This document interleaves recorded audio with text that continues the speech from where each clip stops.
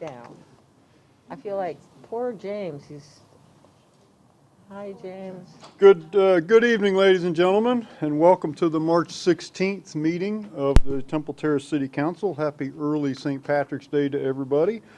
I'd like to remind everybody to please silence your electronic devices. And prior to the invocation and the pledge, we have a special guest to lead us in the invocation tonight in honor of Passover, which is a little early, but it corresponds with our meeting schedule. But prior to that, I'd like to ask everybody to join me in a brief moment of silence tonight for the family of Tampa Police Officer Jesse Madsen, who heroically died in the defense of others and was laid to rest this afternoon. We'd like to ask the Lord to send peace and healing to his family and the entire Tampa Police Department as we keep them in our thoughts during this difficult time. And we ask God to protect all of our first responders and to give them the strength as they continue to place themselves in harm's way to protect our community. So if you would, please join me in a moment of silence.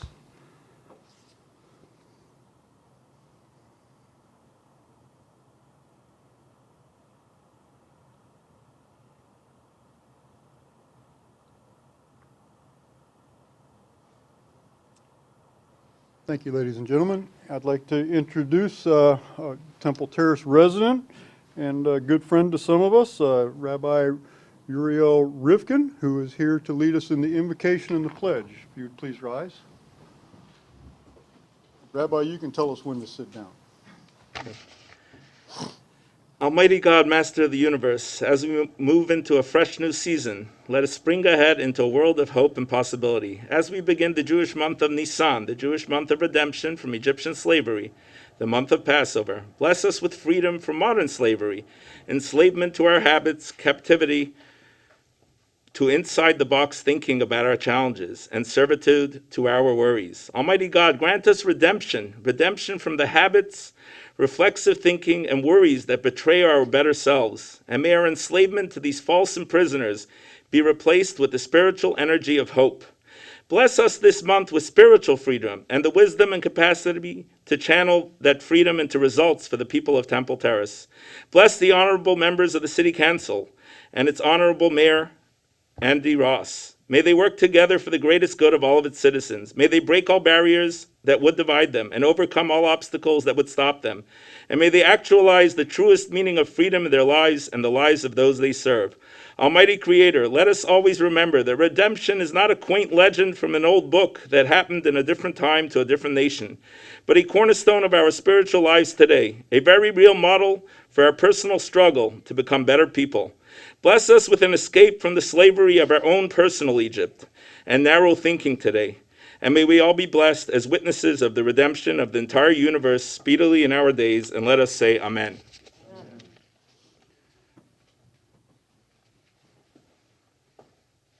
I pledge allegiance to the flag of the United States of America and to the republic for which it stands, one nation, under God, indivisible, with liberty and justice for all. Rabbi, you have a few remarks, I believe? So first of all, I would also like to welcome you. You said to bring some others. Dr. David Goldgrab is a cardiologist resident at the Brandon Regional Hospital. Welcome, Doctor. But he commutes there from Temple Terrace. He's my neighbor. And we wanted to thank you all for such a great community. I actually lived there as a young child. It wasn't Temple Terrace yet, in the Pleasant Terrace area between 50th and 56th and Fowler and Fletcher.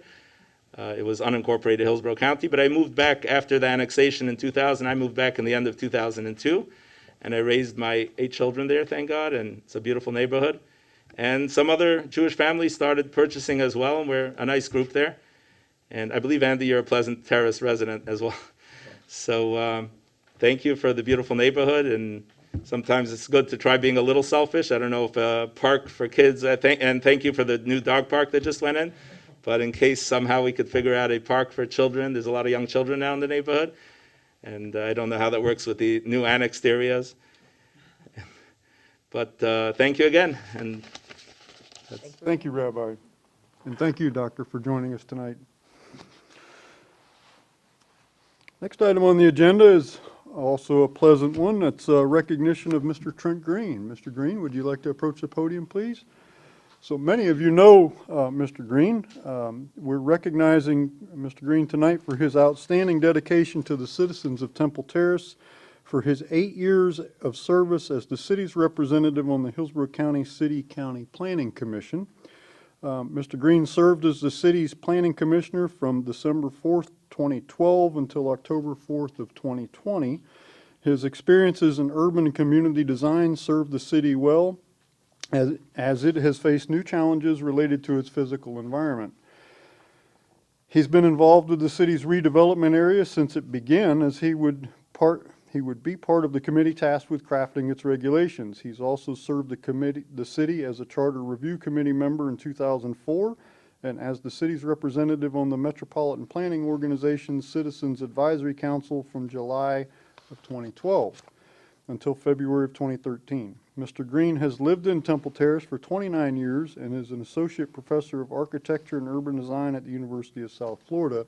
And for any of you who know Mr. Green, he's a tremendous asset to the city. I don't know of a single time when we've called upon Trent to help us through something that he hasn't jumped right up and come down here and helped us out of it. And your expertise is certainly appreciated, sir, and hope you're not moving because we're not done calling you.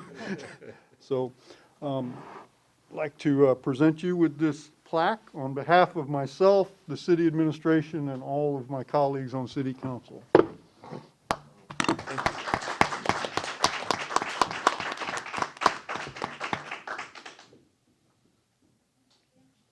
she'll take a picture and then we'll ask you to make a speech.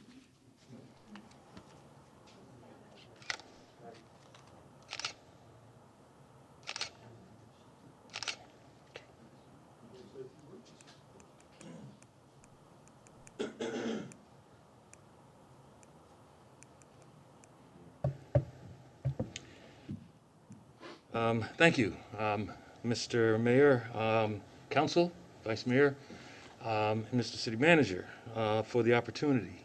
You're right, it has been 8 years. My wife constantly reminds me of that. Also, she wanted me to make sure that I reminded you that we have been residents of Temple Terrace for 29 years, and no, we're not moving.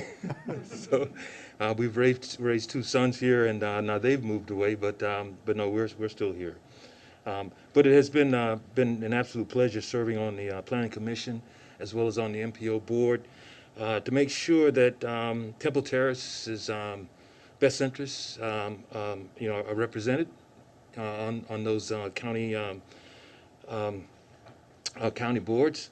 I think the city is making great strides in terms of land use planning decisions that it's been making, and my successor to this position is certainly capable of carrying on things as needed. I'm reminded of when I 8 years ago when I came before council to accept this position on the as a volunteer on the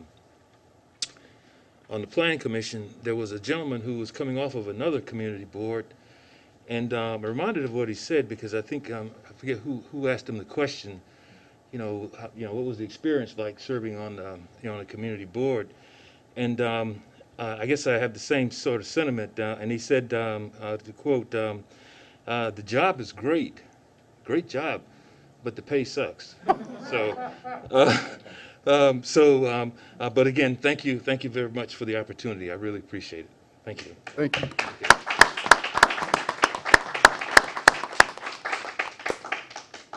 Thank you again for all your service, Trent. Appreciate everything. Thank you. Next, we have a presentation from Patrick Berman, who we're all familiar with. He is our representative with Cushman and Wakefield, who's here to provide us with a market projection for the properties we still have on the market, I believe. Welcome, Patrick. Good to see you. Good evening. I was told I'd take my mask off. It's okay? Yes, go ahead. I'm far enough away. Good evening, everybody. I'm not sure if you can see on the screen. There it is. Thank you for that.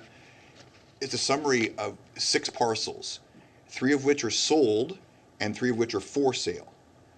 So if we start from the top and work our way down, The first being the corner of 56th Street and Bush Boulevard. That's the retail development with Chase Bank and Starbucks, which is well underway, as we can see. Probably be done, I would say, by this summer. I hope a few more months should be completed. And then 2, just to the east, you have this brand new apartment complex, Class A apartments, and that's also well advanced. I think the first residents move in, I want to say September. That might be a little bit too optimistic. And then the third parcel that is sold is number 4. That's Enigma Plaza. That's a freestanding building. Whoops. Freestanding building. And they're just about, I was talking to Mr. Pauly earlier, about to get their permits and have a groundbreaking ceremony May 10th, as I'm told. So it's been a long time coming, but finally May 10th, we're supposed to have a groundbreaking ceremony. They're going to do a complete renovation of the building, new roof, new air conditioning, new structure. So that's exciting. That's 6 weeks away, so almost there. And then just going back a step, number 5 is an adjacent parcel. And the same group, Enigma Plaza, had submitted an offer to buy that parcel as well. And we've gone back and forth negotiating, and they have thus far not performed. They've not been bound by the agreement to sign a contract and move forward. And that's unfortunate because they're the logical buyer. 4 and 5 are really a pair. 5 has less value by itself. It's a rather elongated L-shaped parcel. So without 4 and 5 together is a nice rectangular shape, works for everybody. But 5 by itself is tough. So I'm hoping that we're able to salvage this deal with the Enigma folks. And Mr. Stevenson and Mr. Pauly both have gone, as usual, above and beyond to try and make the deal work. But if the buyer is not willing to perform, you can't force them. But I thank Mr. Stevenson and Mr. Pauly both for great work and being so persistent over these many, many months. So I'm still hopeful about that one. So last but not least, there's 2 more. There's number 3. That's just adjacent south of the under construction retail.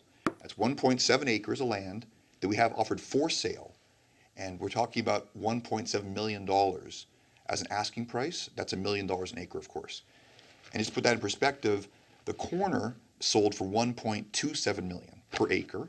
This one we're asking $1 million because the corner has more value, being a hard corner, better access, better visibility, better frontage, more traffic, and usually it's 30 or 40%. So I think our pricing is correct. The question is the uses. We have to make sure the uses are in line with what the city wants. They're talking about medical office, talking about restaurants. It has to be a good fit for the city. And thus far, we haven't found that combination of the right price and the right uses. But we do have active prospects. We have offers. Just nothing has really come to fruition yet. And I saved the last, number 6 for last, that being a beautiful waterfront parcel, which we've had a lot of interest in, but only interest to build rental apartments. I know from previous experience with the city council, is it just not well received. That we were able to get the deal approved for the 200 apartments by Richmond Group in the Winn-Dixie parking lot, but that's a vacant parking lot, a dusty, dirty parking lot. That was approved, but this is pristine waterfront land, which I think is highest and best use would be at a marina, hotel, condos, a lot of good uses. But without being presumptuous here, I don't think anyone in this room is going to vote for rental apartments. So it's really kind of pointless to pursue that avenue. Just for the record, though, we have had offers $2.5, $2.6, $2.7 million, which is a good price. But again, you don't want the end product. You don't want the rental units. It doesn't really matter about the pricing. And just one last point about that. The site is quite low. It needs about $1 million of fill, dirt, to be put into it. So when you talk about $2.8 million, you're really talking about $4 million. Because you develop it, you pay 2.8 cash, and you spend 1.2 million just to make the site balance. Because right now, you're 6 feet down if you're looking up at the trees. So you need a lot of fill dirt imported. I hope I'm not going too fast, but that's the summary. That's really what's going on. Good activity, good interest. We just haven't found the right price and the right end users yet for these last 3 parcels. What's the asking price for that parcel? The waterfront, sir? Yeah, $20,000 per unit, $2,920,000. And we've had offers close to full asking. But every offer has been rental, every single one, without exception. So that's that one. And then the elongated number 5, that is $1 million. So that's priced a bit more modestly because, as I said, it's L-shaped, elongated, limited access. And you'd have to make that site work, you should actually incorporate the beauty supply store at the corner. Because without that, you still have kind of a irregular shape configuration, limited access, limited visibility. So we're a lot of things on the move here. And I am still hopeful that Enigma Events, the number 4 owner, buys number 5, the neighbor. I hope they do, but it has to be the right terms, the right price, and they have to convince the council that they're going to perform. Mr. Bergman, we've talked before, for a long time. Can you put that back up? So number 3, it's always kind of, I think, been everybody's hunch that once 1 and 2 developed, that 3 would sell pretty quick. Is that still your opinion? It is my opinion. Thank you. And what's happened, we all know about COVID-19, and the economy slowed down a bit. So some retail is doing very well, and some is doing not so well, obviously. So medicals and dentists, chiropractors, they're very much in growth mode, but also things you don't want here. You don't want automotive parts. You don't want fast food restaurants. That's what the demand is right now. In other words, if you said, okay, Patrick, go and sell it to anybody you want, he's got the most money, that'd be easy to do. The challenge is to get the right user.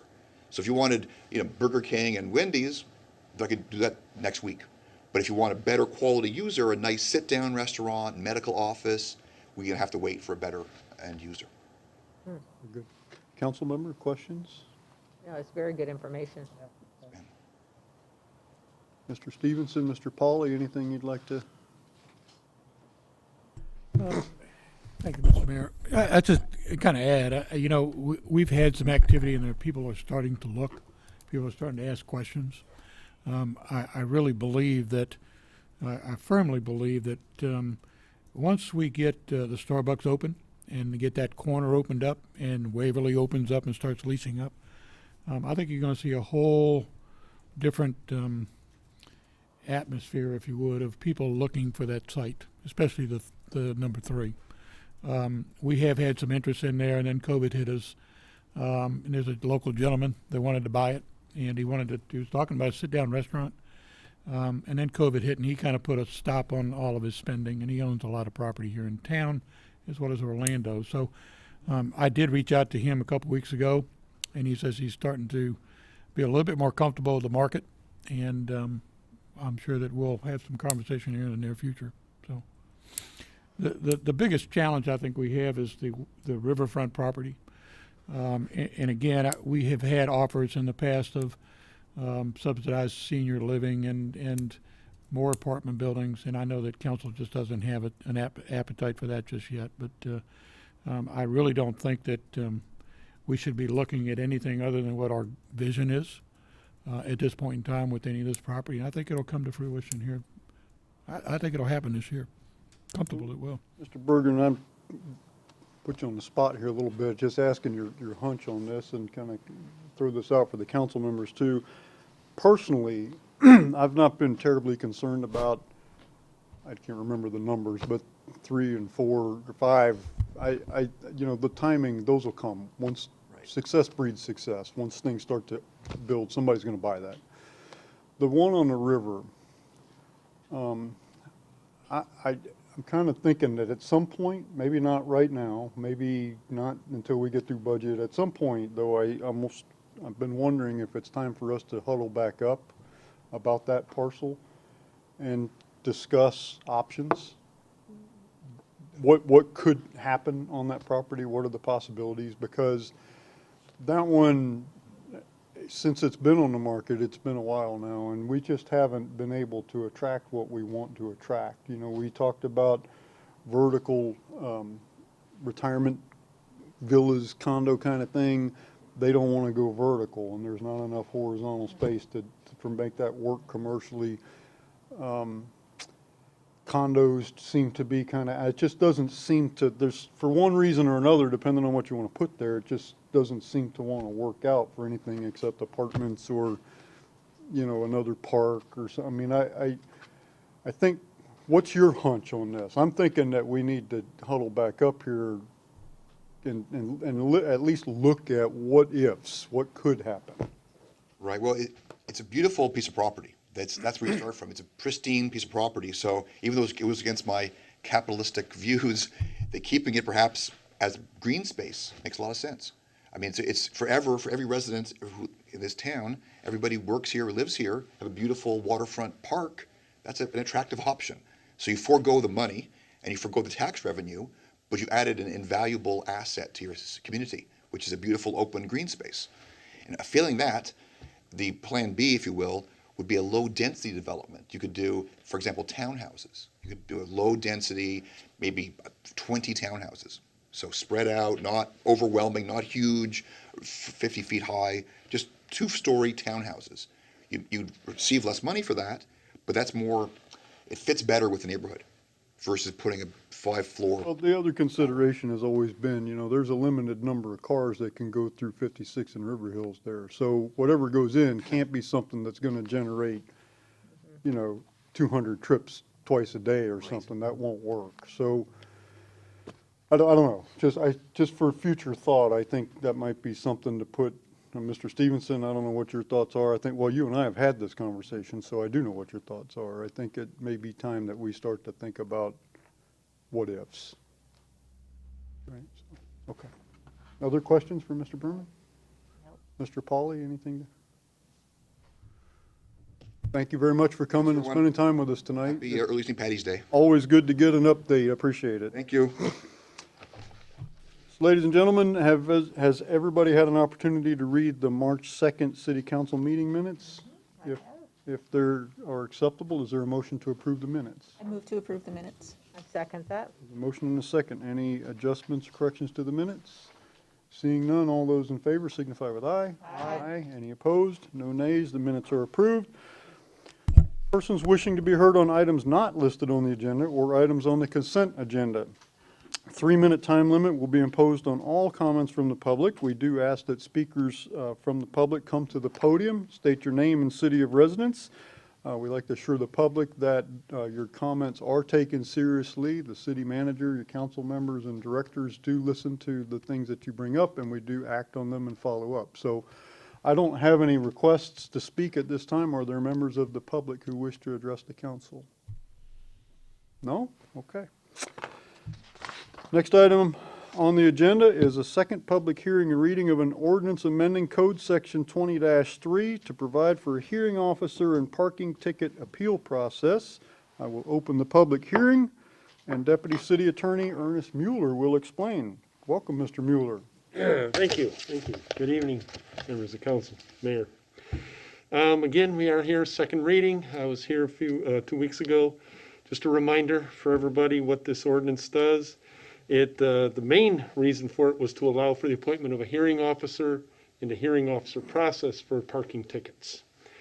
The hearing officer would be appointed by city council, and the ordinance sets up a procedure for people who are issued a ticket for them to either pay the ticket or request a hearing. And if they do neither, then that ticket will be set for hearing automatically in a basically a default calendar. The idea being we need to adjudicate those tickets before we can take to the next level and do collection.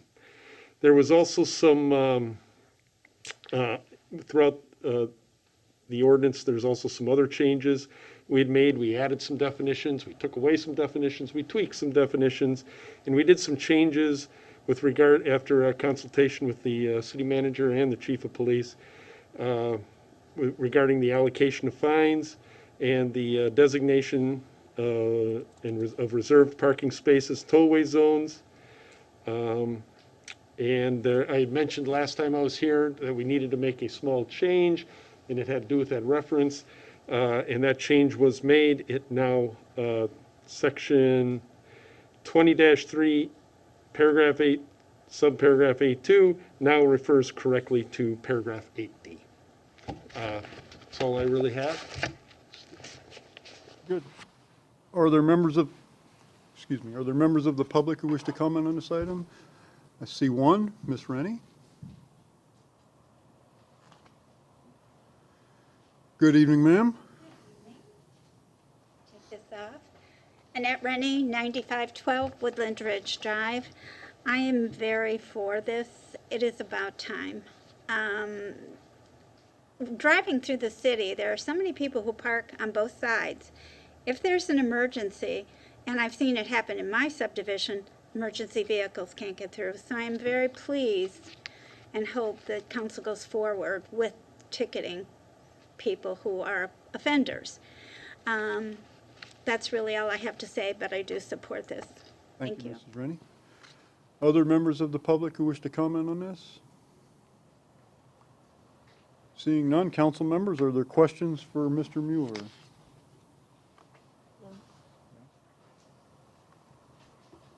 Okay.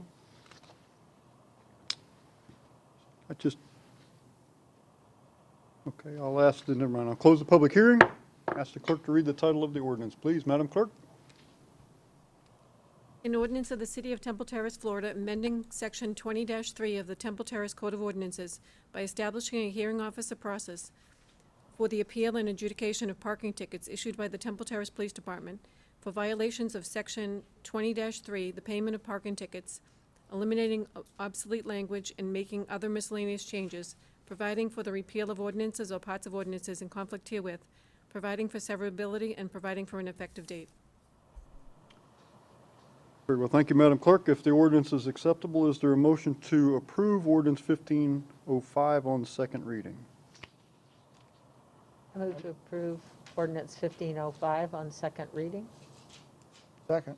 I have a motion and a second. Are there comments on the motion? I have one brief one that you recall at the first reading. I had some reservations about the qualifications for the hearing officer.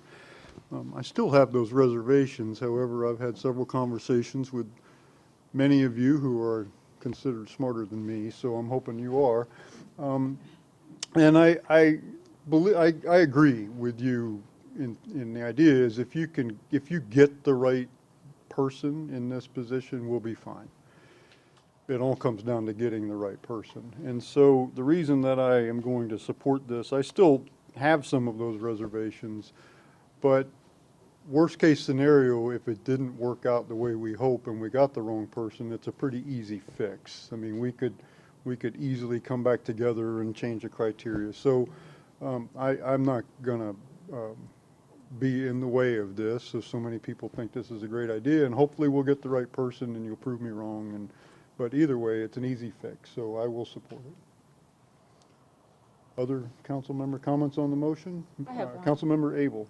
And just to add to that, I trust in the process of having that person trained, which the city attorney and deputy city attorney said that they would do. So I support it, and I think that that training will really help make sure not only do we have the right person, but they know exactly what to do and how to stick with the procedures. So. I hope you're right. I'm an optimist. But, Madam Vice Mayor. So she leads into my question is, what next? Like, are we going to have an advertisement that explains what, many times people apply for different appointments and, they're pretty much self-explanatory. This one is a little more involved in what the person will be responsible for. So are we preparing a recruiting tool, if you will, or some pamphlet or paper or something to let people know what they're getting into? And then for us to know, okay, we've got 3 applicants. I'm being so hopeful. We have 3 applicants, and all right, I don't know any of these people, but their credentials lend me to believe that they would fit. So I guess a long question, I'm sorry. Well, that's it. We're going to be drafting the criteria, try to make it very clear as to what the duties are. There will be a requirement that they attend or watch the same type of annual training that you all have to have, with regard to sunshine law and ethics. And then we'll also be giving them a training before they ever start. So Okay, sounds good. somebody's going to have some time to devote to this at the beginning. There may be months that we don't even have anything for them to do as far as serving as the hearing officer, but they're going to have to be willing to devote some time at the beginning. So. Okay, we have a motion and we have a second. Is there further discussion on the motion? If not, all those in favor signify with aye. Aye. Any opposed? No nays. Ordinance is passed on second reading. Next item on the agenda is the first public hearing and reading of an ordinance granting authority to correct Scrivener's errors. I'll open the public meeting and the city attorney, Pam Shoshone, will explain. From time to time, so it does come up that we have an ordinance or a resolution or some other document that has been adopted, and then we discover after the fact that there is a minor error. It could be a typographical error. It could be a grammatical error, a numbering error. We've had ones in the past where it had been a land use issue, and the folio number turned out to be the wrong folio number. When we're dealing with an ordinance, it ends up requiring us then to advertise again and redo the ordinance the way we did it in the first place, and it can become costly, it's time consuming, and it is not unusual for a city or a county to have an ordinance such as this. I've done some research and I found that a number of cities in Florida actually put a paragraph into every single ordinance that gives the authority to the clerk. Sometimes it's the city attorney, sometimes it's the city manager, sometimes it's a combination of those to fix Scrivener's errors. These are non-substantive errors after the fact. And I think I found at least, City of Orlando does that, City of Bartow does it, City of Winter Park, Fort Myers. They add a separate paragraph into every single thing they do, giving that authority. Then there are other cities who do it the way we are proposing, where they have a blanket ordinance that would cover everything. City of Daytona Beach Shores, City of Oviedo, I believe Jacksonville. Jacksonville has an extensive ordinance that has to do, they have basically a correction policy. And so to give some comfort level here, I guess, no one person here would be able to make the correction.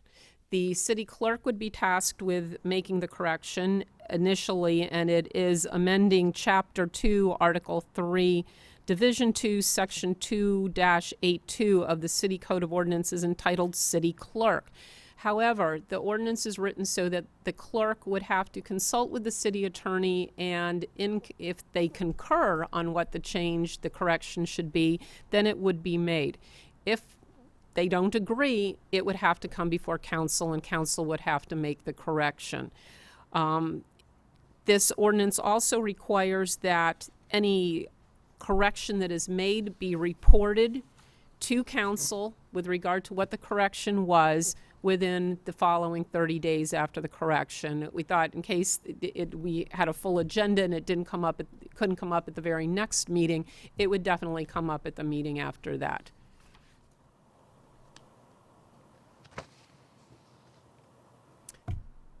That concludes my presentation, and I'm urging council to approve this ordinance. Very well. Are there members of the public who wish to comment on this item? Rabbi. Rabbi Rifkin, please approach. I don't want to sidetrack too much. Nope. We can't. If you're not talking into the microphone, sir, you're not talking. I don't want to sidetrack too much, and I happen to be here by divine providence, and I'm not sure if it's directly related, but it's a story I've said here before, which still is unresolved to a certain degree.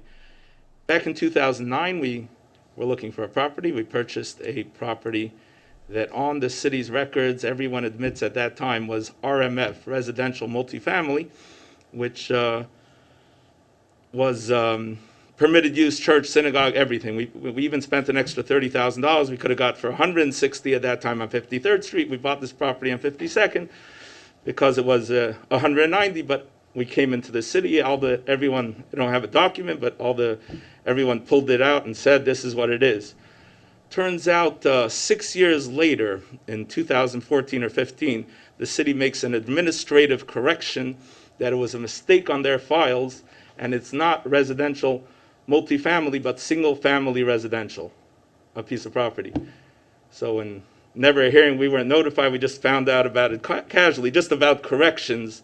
It's an interesting idea. I guess they had that ability to just do that they had an error on their files for 6 years and someone went and bought the property. And so just a side note about not having oversight over corrections and being able to make administrative corrections and errors. Just a thought. Not sure if it's directly related to this Scrivener's error, but. Thank you, Rabbi. Are there other members of the public who wish to comment on this item? Okay, seeing none, council members, are there questions for the city attorney? Madam Vice Mayor. When we voted to make changes to the charter, didn't we add language about Scrivener's errors or?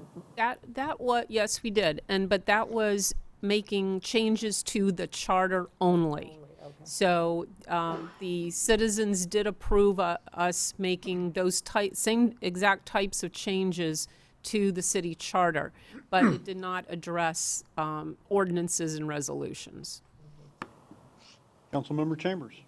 Yes, you mentioned in the reporting of changes that it would be at the council meeting. So it's only at council meeting. We would not get an email saying this was done. So it would be reported in an open council meeting under maybe your report or somebody's report. Or It would, I believe, and I suggest that it be made in an open council meeting under either my report or the city manager's report. And certainly you could get an email right after it's done as well, if that's what you would like. I want to keep it in the open. Okay. I was just I questioning. agree. Other questions? If there are no other questions, I'll close the public hearing, and ask the clerk to read the title of the ordinance. An ordinance of the City of Temple Terrace, Florida, amending Chapter 2, Article 3, Division 2, Section 2-85 of the City Code of Ordinances, entitled City Clerk, by adding a provision relating to authority to correct Scrivener's errors, repealing all ordinances in conflict herewith, and providing an effective date. Good, thank you. If the ordinance is acceptable, is there a motion to approve ordinance on first reading? Motion to approve the ordinance on first reading. Second. Motion and a second. Is there discussion on the motion? I just want to point out for those watching that I think it's been covered, but most of the time this is innocuous. This is a transposed word or a misbulleted 2 paragraph A's or 2 number 3's or something along those lines. Other times, changing a comma can change the meaning of a sentence. And so we do get notified of all of these changes, no matter how minor they're deemed to be, right? So, yes, absolutely. So I would encourage my colleagues, when we do get these, I don't think we're going to get a lot of them, but when we do get them, it's important that we carefully review them, because sometimes somebody makes a change and they don't realize that by changing a comma, they change the whole meaning. So we need to have all eyes on these when these changes are made. So we're good. Thank you. We have a motion and a second. Is there further discussion on the motion? If not, all those in favor signify with aye. Aye. Any nays? No nays. Ordinance is passed on first reading. Will appear for second reading and public hearing on Tuesday, April the 6th. Next item is a resolution. We have a number of resolutions here, so let me just bring the public up to speed of what we're doing here, because we have several back-to-back. At our last meeting, for those who might be watching who weren't watching then, we voted to create resolutions and assume positions on certain pending bills that are working their way through the Florida legislature. All of the issues that we are going to discuss tonight that we have resolutions on involve the issue of home rule. Nothing involves anything other than home rule, the city's rights, legal right to control things in their own city. So each of the following resolutions involves one aspect of home rule or the other. And I know some of these bills, Mr. Stevens and I were talking today, it's almost impossible to keep track of all these bills every day because things change. So they'll change sometimes a couple times a day. So hopefully we have the latest information. And some of these, I don't know if they've gone stale and these resolutions are still, so I'm hoping we can get that. So the first one is a resolution opposing Senate Bill 60 and House Bill 883, which involved the issue of anonymous code enforcement complaints, and the Deputy City Attorney, Ernie Mueller, will explain. Welcome back, Mr. Mueller. Thank you, thank you. Yes, Senate Bill 60, House Bill 883, which prohibits local governments from investigating or commencing any type of enforcement action based on an anonymous complaint. But it does create an exception, or there is an exception in there, that if the code inspector has reason to believe that the anonymous complaint presents an imminent threat to public health safety or imminent destruction of habitat or sensitive resources. In this, the city is opposing that, and the city council here voted to do this resolution. Not only is it a home rule power issue, but also kind of connected. I think this is really a public health safety issue too, that people are going to be unwilling to make these complaints on violations that may be a problem out there. And I find this exception to be, as I look at it, a catch-22. The inspector has to have reason to believe that it's causing an imminent threat, but to do that, he has to investigate. But he or she has to investigate. But he or she can investigate because it's anonymous. I don't know how they're going to resolve that. But anyhow, we've presented to you the resolution opposing that, so it's a home rule issue and a public health safety issue. Thank you, Mr. Mueller. Are there members of the public who wish to comment on this item? Seeing none, council members, questions for Deputy City Attorney? I'll wait. I just have a comment, so I'll wait. Okay, this is questions. I have a comment too, so. Okay, very good. If this is acceptable, I'll entertain a motion approving the excuse me, let me start over. I'll entertain a motion approving the resolution to oppose Senate Bill 60 and House Bill 883. I move to approve the resolution to oppose, make sure I'm getting the right one, Senate Bill 60 and House Bill 883. We have a motion. Do we have a second? Second. We have a motion and a second. Discussion on the motion? You know, this thing has a number of problems that are beyond the immediate threat to home rule. And one of them, I came out in a conversation I had with our city attorney about this, is that the issue of renters in particularly, some of them are less affluent people that may be renting places that they can afford to live, but may not be the nicest places that they wish they were living in. And they're going to report things concerning their apartment complex or their rental property anonymously. They're not going to want to give their name because their landlord's going to evict them or raise the rent or make life miserable for them. Well, they can't do that anymore if this bill passes. So people who are living in barely, not substandard, but barely acceptable housing, this will deny them an avenue for reporting that. So I mean, to me, this is bad legislation for a number of reasons, and I will gladly support this. Other comments on the motion? My comment is that these are very well laid out. We didn't say, we don't like this because it goes against home rule, which, they're like, okay, got anything else? I mean, I won't make this comment over and over again, but it applies to every one of these. So thank you very much to the authors of this resolution, of these resolutions, because any one of these could be used to help our citizens to write an email or to call.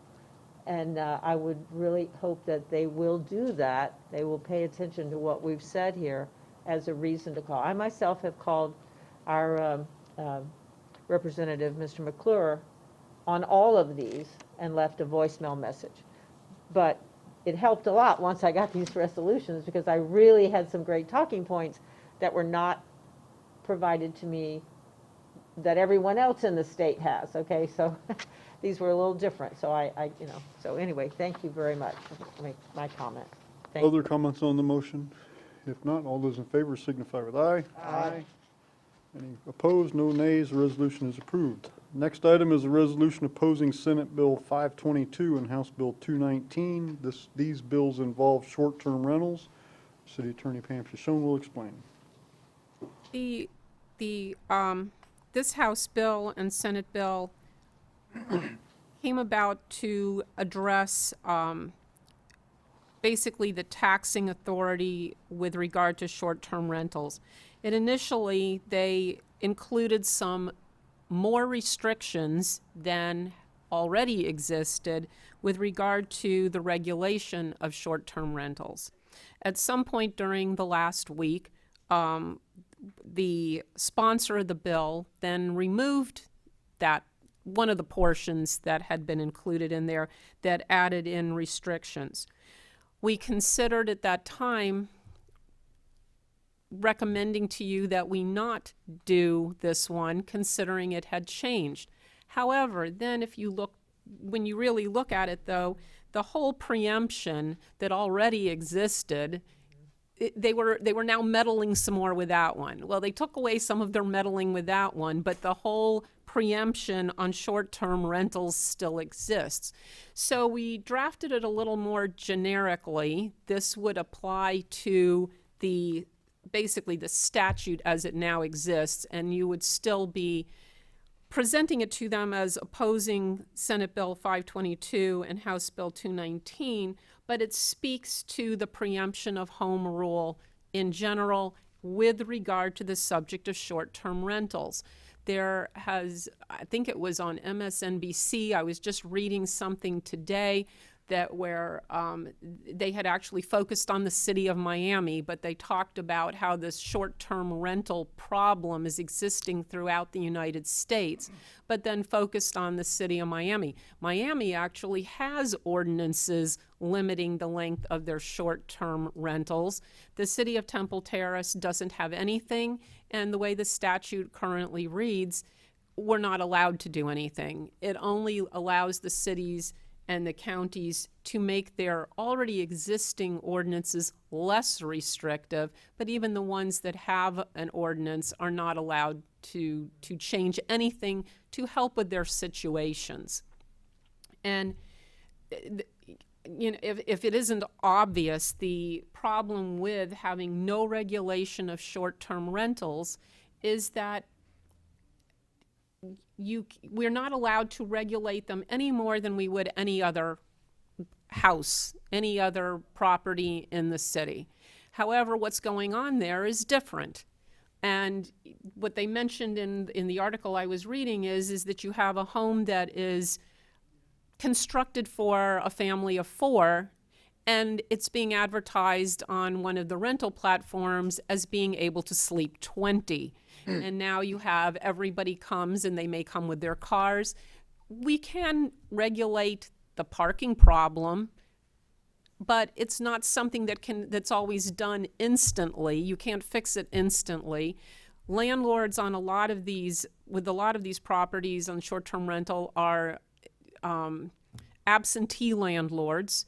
So now trying to contact somebody and get them to fix the problem is over by the time you ever reach somebody. So the whole statute is a problem, and that's why we sort of drafted it generically to just say the city of Temple Terrace does oppose what is out there now. So it's unfortunate that not everybody, the city's, In drafting this, I talked to a number of cities, the attorneys or somebody at a number of the cities. People are now finally standing up and saying something. It's unfortunate that the local governments didn't get together when this all began and basically put their foot down. I don't know if it's too late. People run for re-election all the time. It may not be too late. So we are finally letting our voices be heard in Tallahassee on this particular issue. Good, thank you. Are there members of the public who wish to comment on this item? Rabbi? One last comment before I go. I'm about to go. This is Divine Providence. I'm here just to give you some insight on Airbnbs and maybe help with that piece of real estate earlier. I'm not sure if we reached out about 3 for hotels, but in the proper city of Temple Terrace, I believe there is no hotel. Am I right? Or way out there by Telecom Park is considered Temple Terrace. So there are some over there. Okay. So for our synagogue, legal, illegal, whether it's a lot or not, we Orthodox Jews don't drive on the Sabbath. And everyone wants to come visit and be near a synagogue for Sabbath. It's a real popular synagogue. And it's 1.7 miles to Telecom Parkway from where we are. So we actually really enjoy Airbnbs in the area because as of a lack of a hotel that's so close. So I just thought of an idea also for Property 3. I don't know if we reached out to all the hotels. It's on the river, beautiful hotel as well. But we really enjoy Airbnbs as a lack of a close hotel in the center of Temple Terrace. And with that, I'm going to say goodbye. And Thank you, Rabbi. Good night. Are there other members of the public who wish to comment on this item? Seeing none. Council member questions for the city attorney? Okay, seeing none. Is there a motion to approve the resolution? See, this is where I get hung up. Is there a motion to approve the resolution opposing Senate Bill 522 and House Bill 219? Yes, I move that we approve the resolution opposing Senate Bill 522 and House Bill 219 regarding short-term rentals. Second that motion. There's a motion and a second. Is there comments or discussion on the? Vice Mayor? Let it be noted that today, in discussing this in committee, the amendments that were made to this did not change the votes. Those who are opposed to this remained opposed to this because it was almost, what can I say? Let it be noted that we are not against Airbnb, whatever, I never say it right. Short-term rental businesses. The problem is, I'm not against a lot of businesses. I just don't want it next door to me, okay? And I know that sounds very, maybe that's the old not in my backyard idea. But not being able to regulate something goes right into the next bill that we're opposing. If it's not next, it's coming along. Just not being allowed to regulate is the problem. So, thank you for these resolutions. Thank you, Madam Vice Mayor. Is there more discussion on the motion? If not, all those in favor signify with aye. Aye. Any opposed? No nays. Resolution is adopted. Next item is a resolution opposing Senate Bill 266 and House Bill 403, which deals with the issue of home-based businesses in residential areas. City Attorney Pam Shoshone will explain again. Well, I think this is the one that Councilwoman Donahue is referring to. We don't intend for us to eliminate home-based businesses. We don't intend to eliminate short-term rentals. It has to do with some reasonable regulation of these things that is tailored toward our community. There are areas, I referred to Miami. They said that there are areas in Miami where they allow short-term rentals, but there are pockets that are prohibited. And so with home-based businesses, most cities, including the city of Temple Terrace, and when we drafted these, we tried to make these resolutions somewhat generic, but we also then tried to tailor them to us so that it made sense. If our council is opposing this, they're opposing it because there are things that apply specifically to our situation here and our community. With home-based businesses, these bills would allow pretty much home-based businesses anywhere in residential areas, and tells us that we cannot regulate them. Right now, I talked to our building official while I was drafting this to find out what is it that we do now. And it's similar, it's like what they also do in St. Petersburg. Someone can apply for a home occupational license. And at that time, we look to see what it is they want to do there. How much traffic does that particular business generate? Is it someone just doing work on their computer and everything is really at home? Or are customers going to want to come to the house? Is it going to require a lot of deliveries of goods so that you have a lot of delivery trucks coming all day long? And once those determinations are made, if it is not going to have a significant negative impact on the community, then the city will issue a home occupational license and everything's fine. This takes it completely out of our hands. This is just saying you can do whatever you want in your home. Now, we encourage entrepreneurship, and I believe that's what the Florida legislature wants to do too. A lot of jobs have been lost during this last year. We understand that this is to help people maybe start their own business they started at home. But as the city manager pointed out to me while I was drafting this, because we got input from everywhere, how does this impact us? What could be the problems?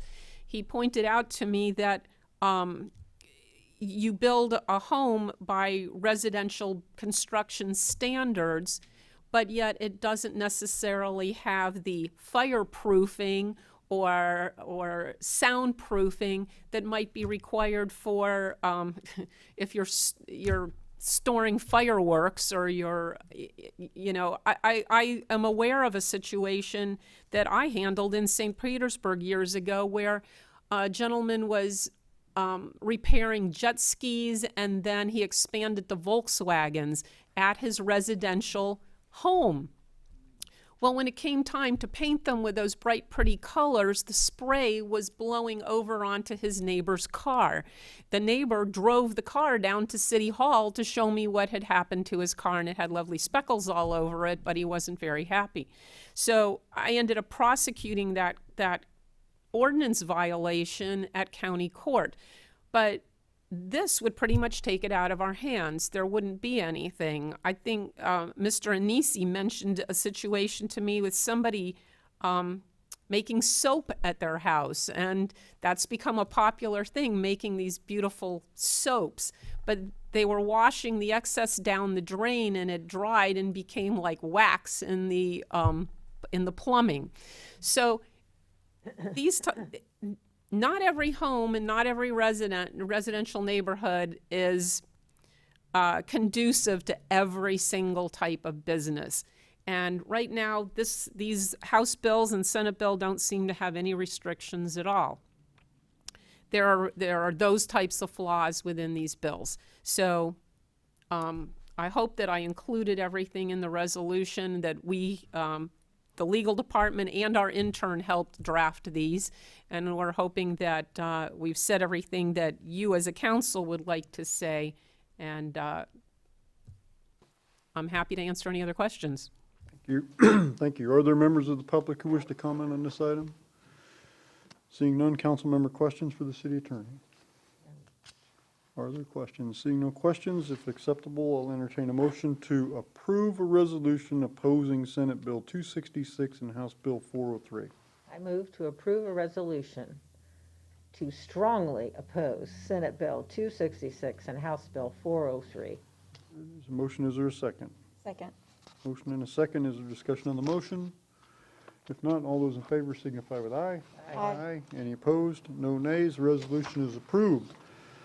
The last one of these is a resolution supporting Senate Bill 596 and House Bill 6023. And these bills would repeal the preemption for cities to regulate tree pruning, trimming, and removal. Once again, City Attorney Pam Shoshone will explain. Thank you. Two legislators from the Orlando area have sponsored Senate Bill 596 and House Bill 6023, which would repeal the currently existing statute 163.045. I think at this point we're all fairly aware of that statute, as we have had two prosecutions so far with regard to that particular statute attempting to be used to remove trees in Temple Terrace without a permit. The statute that had gone into effect, I believe it's now been a couple of years ago. I'm not going to use the word preemption because it was not included in the statute, but it severely limited what local governments can do to protect their trees and to protect the tree canopy, as our comprehensive plan requires us to do. And within the resolution, I cited a number of sections in our own comprehensive plan that attests to the importance of our tree canopy to this city and to the residents. The statute allows for any tree that is determined to be a danger by a landscape architect or a certified arborist to be removed without letting us even know. And that's really what causes so much of the problem. If they would at least, this is a very short statute. It contains no definitions whatsoever. There's very little guidance in it, but it does say at the beginning that there need not be any notice to the city at all. And therefore, the cases that we have ended up prosecuting are things that have been discovered too late. It's been after the fact, and the damage has been done. And that's a serious problem with this particular statute. At least if we were told ahead of time, if it required the homeowner to let us know about this, then we could look to make sure that the homeowner is complying with the statute. But we find out later that the compliance with the statute has not completely occurred, and yet, as I said, the damage has been done. This last time, 26 trees were clear-cut on a vacant lot, and the arborist appeared to not have issued his opinion until after the trees were cut. That's at least what our code enforcement board determined had occurred. So there are so many problems with this statute. I could sit here for the next 20 minutes telling you about it, but I think it's fairly well laid out in the resolution. And so I was glad to see that there were these two legislators who were trying to repeal this particular statute, and I hope that our city council will pass this resolution supporting what they are trying to do. Thank you, Ms. Shoshone. Are there members of the public who wish to comment on this item? Seeing none, council member questions? Seeing none, is there a motion to approve the resolution supporting Senate Bill 596 and House Bill 6023? I move to approve the resolution supporting Senate Bill 596 and House Bill 6023. The motion is there a second? Second. Mr. Chambers, second. All right, any discussion on the motion? If not, all those in favor signify with aye. Aye. Any opposed? No nays. Resolution is approved. Excuse me. Next item on the agenda is a resolution approving proposed revisions to the council rules of order and procedure. So I'll explain. Our charter and council rules address the issue of declaring an emergency within the city, but the procedure for that has never been exactly nailed down as far as first A, B, C, D, right? It's spoken of, but it's not clear as to exactly what the mechanism is for doing that. That has not been a tremendous problem because up until August of last year, the county had the emergency policy group, and most emergencies that affected Temple Terrace also affected the surrounding area, and the Temple Terrace mayor was a part of the emergency policy group. So all emergencies declared in the area prior to August involved the mayor of Temple Terrace because it was done through the emergency policy group. Now, even then, there was the possibility that an emergency could come along that only affected Temple Terrace, fires, tornadoes, things like that, that only would affect Temple Terrace, in which case, even back then, the emergency policy group would not have acted, and we would have had somewhat of a gap in our procedures. This came to light more prominently after August, when the county commission dissolved the emergency policy group, and so even in a regional type emergency, we don't have that seat anymore. We don't have that voice.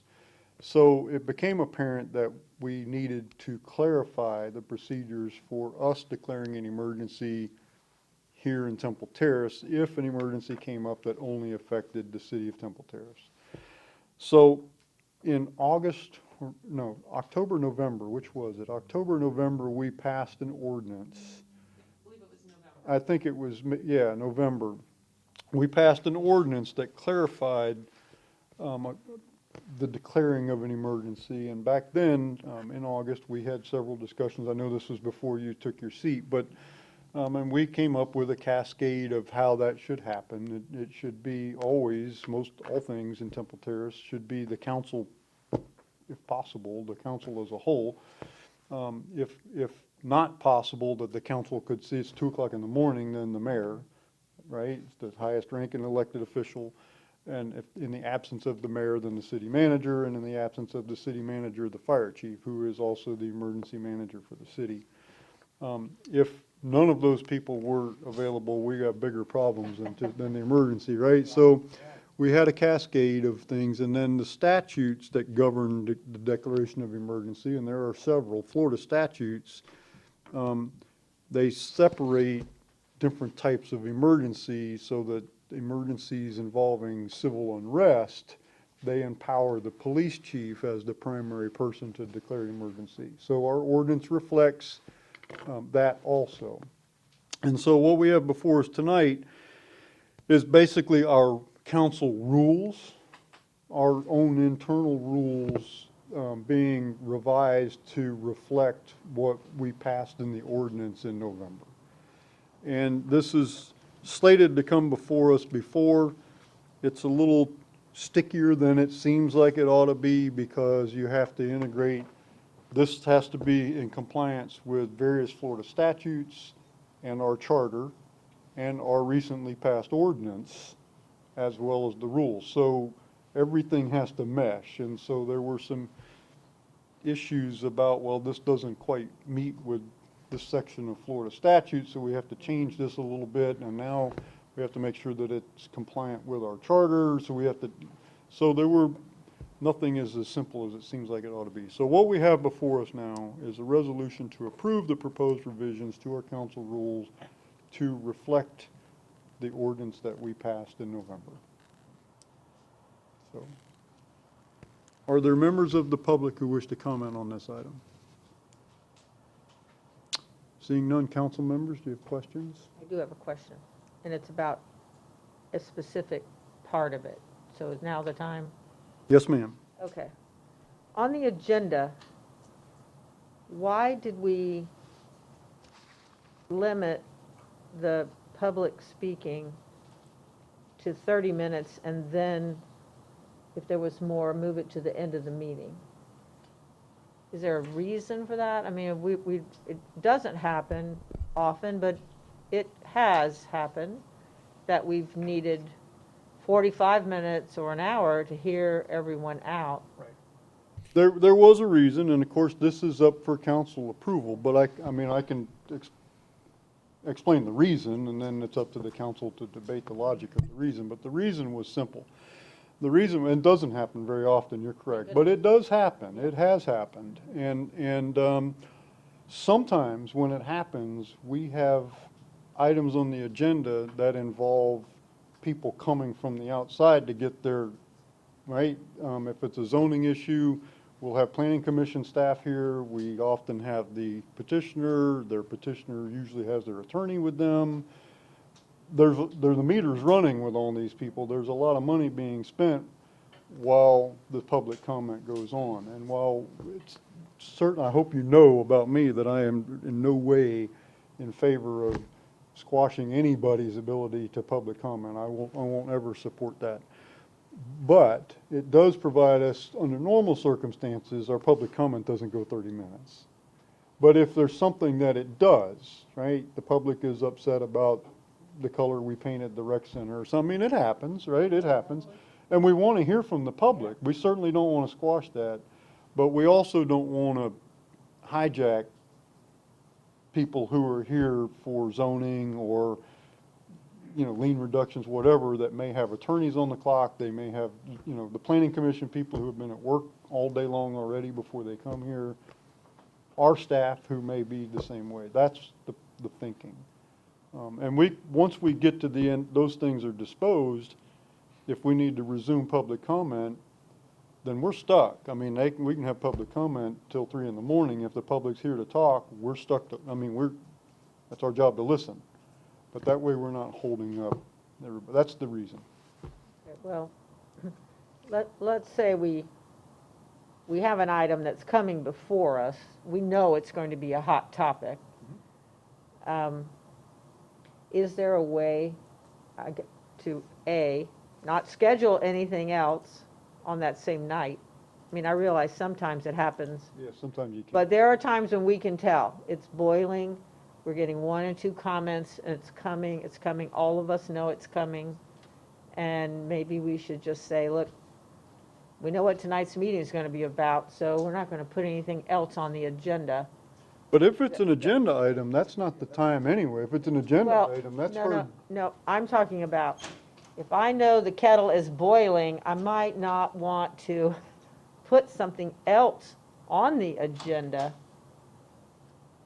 Okay, I'm not making myself but the clear. So last my time- point is, what happens if we get to this hot button item and there isn't anything else really that falls into what you're saying? Can we as a council say, okay, we've got people waiting in here, we've got people waiting outside. This is obviously a critical issue to our citizens tonight. Can we say we're going to allow for public comment to go beyond the 30 minutes? Is that something that we can change as a vote right then and there? The council can, these are our internal rules that we're imposing on ourselves. We always have the ability to deviate from the rules if we want to. If that's the case, then But I'm okay with this. I understand where you're going. I really do. But I know that when those items come and there are people who are waiting outside to get in, to say to them, by the way, if you don't mind, could you wait another hour? Could be, now we've got a mad and tired group on our hands. yeah, I understand what you're saying, but typically the items that you're talking about are agenda items anyway. So they're not going to be put off. The time in recent history when this happened, it happened meeting after meeting after meeting. It didn't just happen at one meeting. Correct, I know. And so the council struggled to conduct its business over that. And I think this is, and this also is consistent with what other local governments do. I just had to ask. Yeah, I want to make sure. nobody's, believe me, Yeah. I would not support And I anything that understand. would squash anybody's, I know I you mean, I would never do that. Okay. I think Mr. Chambers has a comment. No, and kind of we're into discussion, even though we should be in question. I know. I'll wait till we get to discussion. Okay. Well, that was my question. I need No, to no, your know question before was I good. approve this, what I could do with this piece of it, so, okay. That's fine. Are there other good point, though, Mr. Chambers. Are there other questions about this? Although that did start as a question, you're right. It did. Are there other questions about this item? If not, is there a motion to approve the revisions to the council rules of order and procedure? I move to approve the revisions as presented.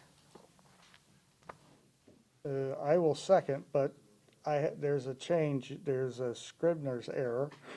Okay. And if we do it now, we don't have to go back and Yes, report sir. it on next meeting. We have a second, though, is that Yes, correct? we have a second. Okay, Mr. Chambers, you have the floor.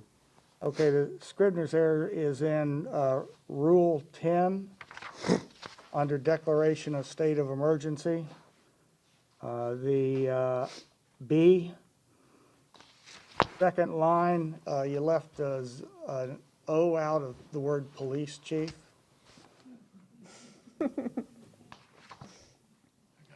You got it? Okay. Okay. And I really didn't look for it, it just popped in, I just saw that, so. Or is there other discussion on the motion? What I was gonna say before, Yes. to Vice Mayor Donahue, yeah, most of the long discussions are on the agenda. And if we were to know in advance, a lot of stuff may come up where we want to take stuff off the agenda, then that would be enough time to put that item on the agenda. So I think I'm very comfortable with the rules as revised. I'm just really glad that question was asked, because I think it's really important that we're clear about our intentions here, because we don't want anybody to think like, well, they're just hoping that we'll leave and not make our comments because we have to wait this long. So thank you for making the clarity about, well, sometimes people are on the clock and we need to make sure that we can get through our agenda before they speak. I think that that's important, that our intention's clear. And with that in mind, I do support this. Yeah, I thank you for that, and your observations, Vice Mayor, are good, and, I think we all know if we got to the 30-minute mark and there were 2 more people or 3, we're not gonna separate, we're gonna use some common sense. But if there's 50 people and each of them have 3 minutes, and we have planning commission staff, and, I think that's, and I don't, hopefully, well, I say hopefully, I mean, we like to hear from the public, it's not like we don't, but, this doesn't happen very often, but it gives us a mechanism for addressing that. And this was Mr. Stevenson's addition to that. I think it was a good one, and like I said, it mirrors what Tampa and Hillsborough do, so. Any other discussion on the motion? Very good, all those in favor signify with aye. Aye. Any opposed? No nays. The rules are revised. Any carryover council business from previous meetings? Not. New business and board reports. We have one item listed before I call on my colleagues. Network vulnerability results. Talk about having people on the clock here waiting, right? IT Director Sally Cabrera will explain and introduce our guest speaker tonight. Welcome, Mrs. Cabrera. Thank you for your patience. Good evening, Council, Mayor Warras. Last year during our budget workshops, the Council asked the IT department to add funding for network vulnerability testing. And we contracted with our consultants, VTech.io, and Mr. Rob Krug is here today to go over those results. Thanks. Good. Thank you, Sally. Welcome, sir. Thank you, sir. Thank you for having me. And thank you, Sally. I appreciate it. I guess a little presentation slides that we can go through. I'll keep it brief. I was told I only had a whopping 20 minutes on your schedule tonight. So the report that you're actually, if everyone had a copy of it, I'm not sure if you did or not, there was over 60 hours of work that went into that report. So I'll try to squeeze that into 20 minutes as best as I can. So real quick, just a real touch base on who VTech.io is. We are a local Florida business. Founded in 1993, we are a global premier Dell services provider. So we do a lot of working with Dell and their customer base on making sure proper technology is positioned. We also do consulting, IT network deployments, training, and consultants in the case of breaches and other security assessments. That leads me to myself, very long background. I've been doing this for 31 years. So I'll try to, again, a lot of information to squeeze in just a short amount of time. A background in cryptography, basically code breaking for the good guys with naval intelligence. Certified ethical hacking, and also malware, reverse engineering of malware. So I'm the one you call when everything on the net goes bump. So that's a basic background for there. And I do actually collect malware for fun. So just the FYI there. In the particular information, I was asked to explain the difference by Ms. Cabrera on the difference between a pen test and a vulnerability assessment. A vulnerability assessment, which was what we did for the city of Temple Terrace, is quite different from a typical, what you would hear as a pen test. That's an industry slang term that's given to when a red team actually will scan your network and look for vulnerabilities. When they find a vulnerability, they will then exploit it, meaning they'll prove that it works. Ooh, we found something that could work. A hacker could use this. We will break into your network and prove that it works. That is the end of the red team or a pen test. They find the vulnerability, they prove it works, they give you a report. The blue team vulnerability assessment that we do is quite different. Not only do we use all of the same tactics that the bad guys do or the red team would use to identify the vulnerabilities, but we also do extensive testing on how other threats might work in the network, including ransomware attacks, phishing attacks, and other vulnerabilities that may exist outside just, oh, someone left the door unlocked. We actually prove all of these out, say how they would work, but we don't waste time in actually proving that the hacker would get in. We merely can flag it, and then we provide comprehensive information on how it can be addressed, basically fixing the problem. That's the main point of it. And then, of course, we work closely with the IT department to make sure that those fix actions are applied and are successful and the network stays up and stable. So that's the difference between a pen test and a vulnerability assessment. In the information that we actually did for the city of Temple Terrace, we included what's called a dark web scan. I know that sounds very mythical and magical, but basically what it means is open source intelligence gathering. We actually go online to the web, the deep web, and what's the dark web. This is a real place. It's not made up in movies in Hollywood. And we identify any information belonging to the city that should not be out there. Confidential data, usernames, passwords, things of this information, payroll information, and other documents that we can recover that the bad guys or is available to public users or to public entities that are going out doing a search. The other thing we did was an external vulnerability scan. This is where we are outside your network looking in. We're scanning what's on the internet, your routers, your firewalls, things of that nature, and looking if there's any way that we can get into the network. The last one we did was an internal scan. I myself came on site and spent a day with the IT department and actually scanned the network as if I was a virus, as if I was ransomware, as if I was someone who illegally gained access to city property, which actually could be done in various buildings, hacked into a computer port, and hacked the network from within. So those are the three different levels that we looked at, and each of their findings was detailed in the report that's available to all of you. The first was a dark web scan. Mainly in this one, just to show with some of the instances in this, was 228 instances where we found a City of Temple Terrace user email address in a public data breach. That means that city employees are using their city-issued email addresses for resources not associated with typical city business, meaning they had accounts in third-party websites or other services. Those sites had been compromised, leading to all manner of information getting exposed, including usernames, passwords, addresses, payroll, and other loads of personal identifying information. All of it's detailed in the report, and certainly some of that should be made aware. Obviously, Ms. Cabrera and her team probably reached out already and notified those users to that particular potential impact. Obviously, to this, we recommend some training, and I think that's already being completed at this time. The external vulnerability scan, basically looking from the outside in, there were some issues that we identified. This is actively being corrected by the City of Temple Terrace IT department in the form of various upgrades through the ISP and other services that are being completed at this time. The internal vulnerability scan actually also produced a lot of critical information that was flagged, a lot of different elements that could lead to potential catastrophe as far as the network is concerned, with ransomware exploits being possible, data exfiltration, and other areas that were reported on and flagged in the report. Obviously, Ms. Cabrera and her team were made aware of it. We went over it in detail, and some of these corrective actions have already been slated, and I believe some are coming for the upcoming budget year, but certainly some of those are already in place and already being rectified. So it's definitely something that's now been brought to light and can be cleaned up, so to speak. And with that, we actually get to the actual recommendations. And this is, again, one of the big differences between a blue team and just a pen test, where we actually provide the recommendations of what it would take to fix all these different incidents and issues. And one of those, obviously, is training.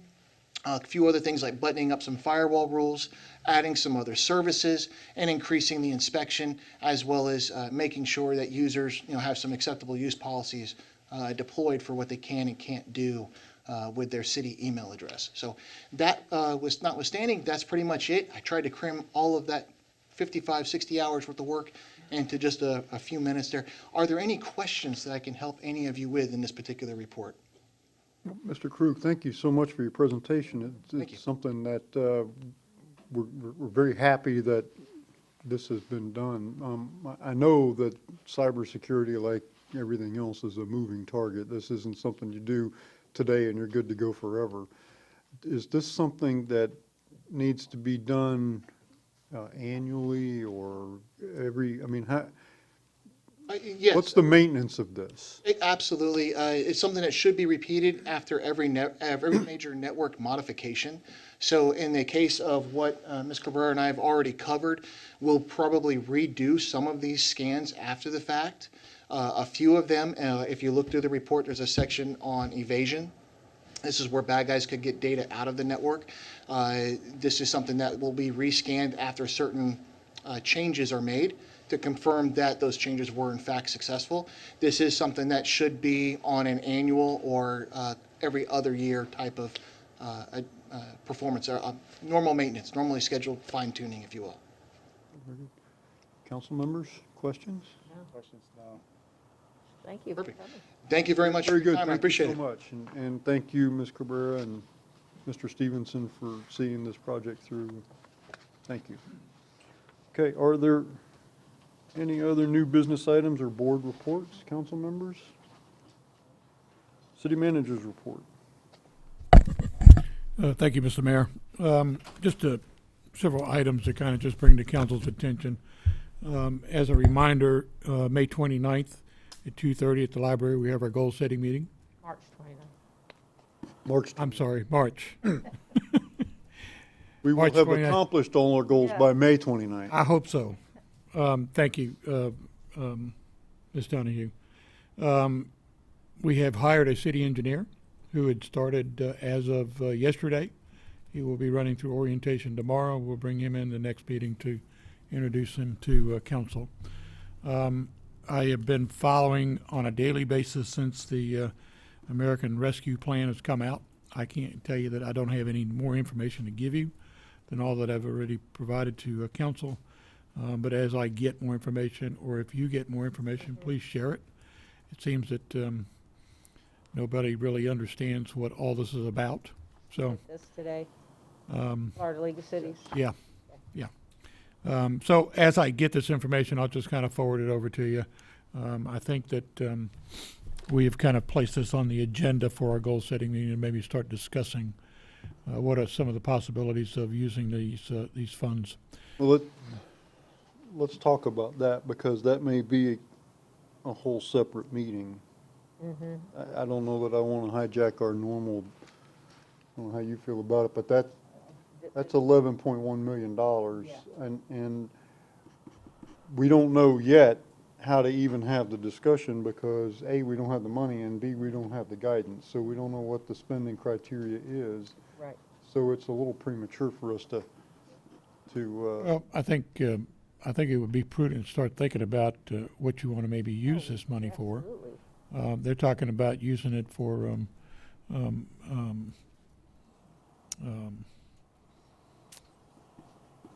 budget shortfalls is one of the things that we've been talking about. I understand it.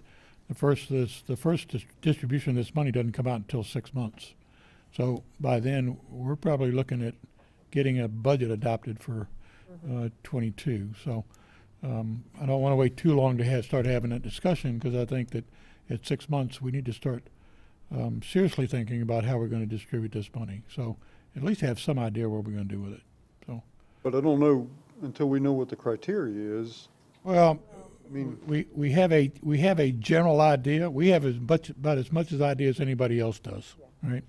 I've had discussions with several of my counterparts. They're saying they're having the same conversations. What are we going to use this money, and what are we going to accomplish and assign this money to? So, again, as I start getting some of this information, I'll make sure that I share it with council. So, but I don't think it would be too premature to at least start thinking about it and having a conversation about, 6 months from now. I mean, the timing of getting $5.5 million,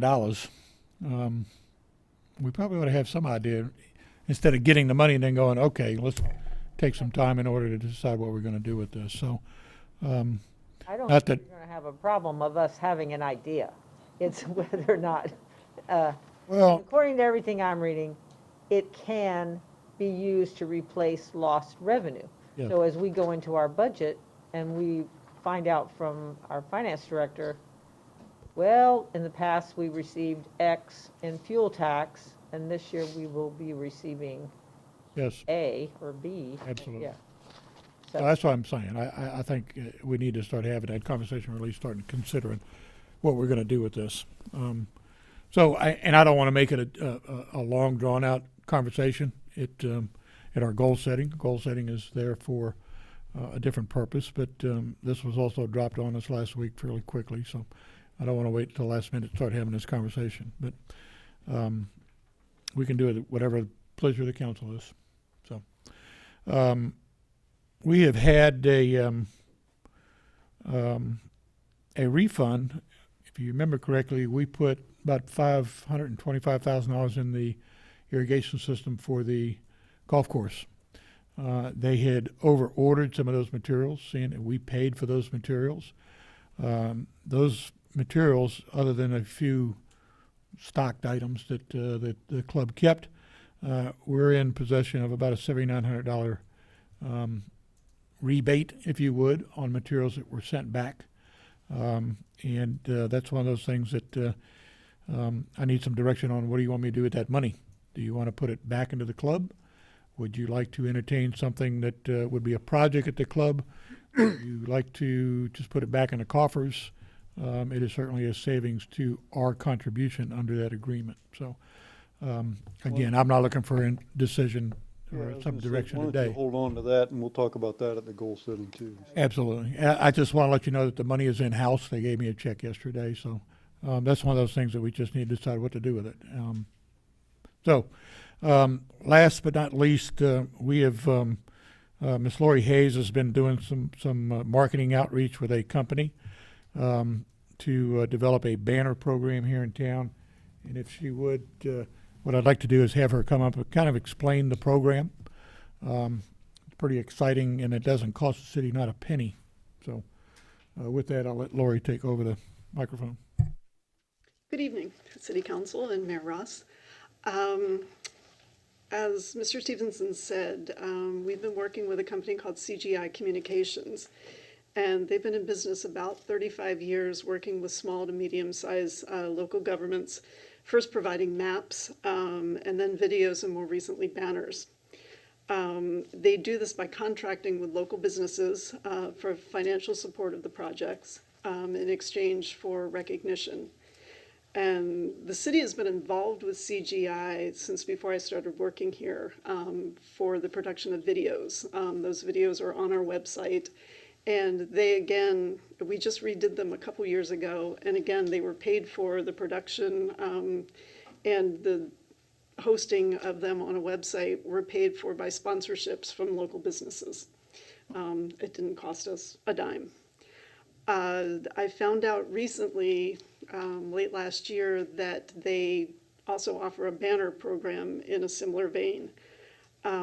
So I started working with them. We identified the poles that are eligible for the banners. We do have some banners in the city now that were purchased a couple years ago by the city. Not nearly as many as we could have on the city poles, and that's what we're sort of focused on. And there's about 100 city poles in the city. Working with CGI, we identified the poles, and I worked up a design. And they, at the beginning of this year, started reaching out to local businesses. At this point, they have commitments from 37 different businesses for 86 poles. They're going to start putting them up probably next month. Again, the businesses are supporting this. The banner, which I'll show you now, this is our part of the banner, and then there's a whole nother third that will contain business logos. They are twice the size of the banners that we have now. So that's the design that we're going to use. And then the company logos will go down on the bottom. CGI is not only printing the banners, they are also giving us the hardware and doing the installation and the maintenance of the banners. So our crews will not have to be involved in this. Part and parcel to this, and this is, Ms. Donahue, you will remember this conversation about banners started originally with holiday banners. As part of this program, CGI is going to give us a minimum of 25 holiday-themed banners that they, again, will come up and put up in November and take back down. And those are not going to be sponsored, I don't think. Those are just going to be, whatever design we come up with. So again, I mean, they're providing these completely free of charge to us. The businesses are sponsoring them. I know from ordering the banners for the last go-around that we are probably getting about $10,000 worth of banners and hardware out of this. So it's pretty exciting. And again, they're doing all the legwork. We did the design and we did the identification of the poles, but otherwise we're getting them for free. So where are the poles? I mean, I know there's 100, so they're not on one spot, but I mean, where are the poles? Because 56th is a county road, and Bush is a county road, and Fowler is a state road. It's not the road, it's the pole. But where's the? So the poles are by and large on 56th Street. They do veer off onto some of the side streets. If you've noticed the banners that are up right now, they start when you come over the bridge. And there's 30 at this point, so there's 15 on each side. We'll be taking those down and replacing them with these other banners, and then also on Bertha Palmer Boulevard, to go over by the new apartments. There are poles there that had really sad banners on them a bunch of years ago, so we'll be replacing those. These are mostly on the commercial corridors, not down White Way or. Exactly, yeah. Mr. Mayor, these are the decorative poles that we put in, and we've got an agreement with FDOT that we take care and maintain these poles. Okay. We have tried to reach out to Tico. Tico no longer lets you put I know. stuff on their poles, but these are poles that we have control over under an agreement with FDOT. So Okay. they're the fancy decorative metal poles that we have up and down 56th Street, portion of Bush, there at Bertha Palmer Boulevard, and up to 98th Street. Good. Are there any conflicts with our sign ordinance? We're good? I don't believe so. I mean, again, we already have some poles decorated, and those have been fine. Good. Questions, council members? Good, thank you. Thank you. Mr. Mayor, one other item. You still have the floor, sir. Thank you, sir. About 4:30 this afternoon, I sent everybody another bill that is encroaching on home rule. I don't know if everybody's had a chance to see that, but we're going to probably need some direction on what you want to do with this one. Talks about regulating residential dwellings as far as the building design elements.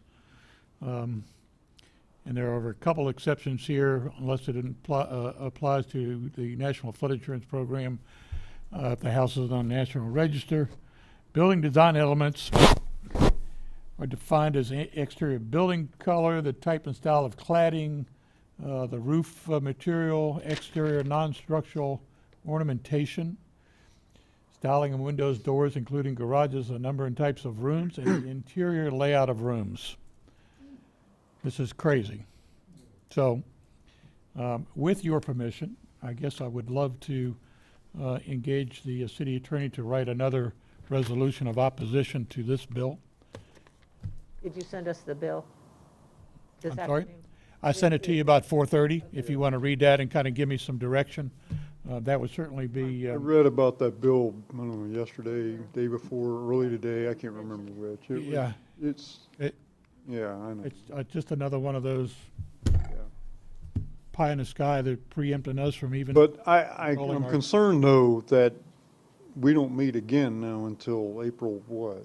I'm concerned by the time we meet again. I mean, I'm not opposed to a resolution, I just don't know if we can get it done in Well, time. again, this is my understanding, this is just a Senate bill. I don't know that I've been able to track down the House, the mate to it as far as the House bill is concerned. It could be entirely different.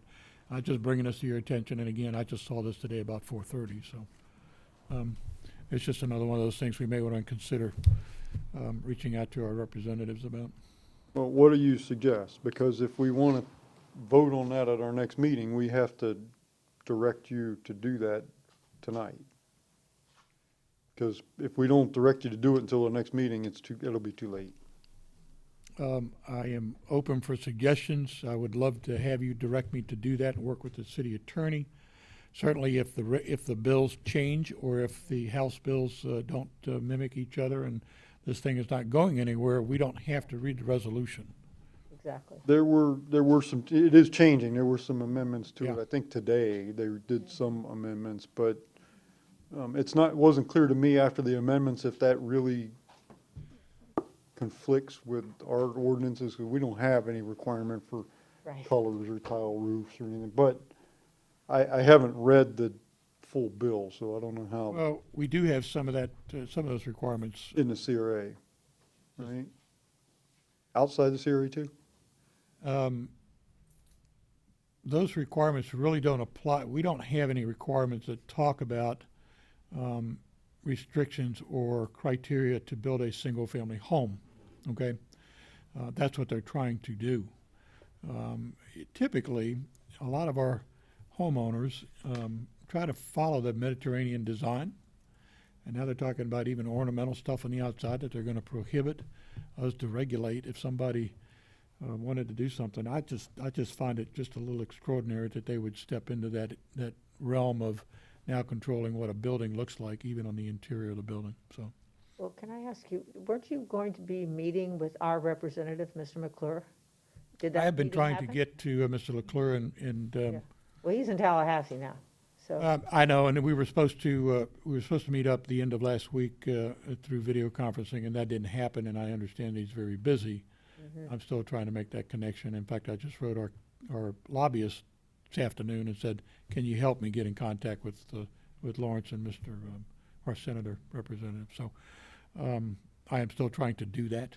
But in the meantime, sending them emails and everything else. But it's not the same as talking to anybody. I'm sure they get millions of emails. So Right. I think this is just a far reach. But again, I don't even know if there's a House bill yet. So I don't know that much about it. Again, I just saw this House Bill 55. There you go. So if you're looking for. It's got a direction, I'm companion. willing to start that in motion, if that's what you need. Okay. Because we can't wait. You're exactly right. No, I am, okay. I mean, even if, another suggestion, I'm sorry, I didn't mean to interrupt you. No, you're not. Write a letter.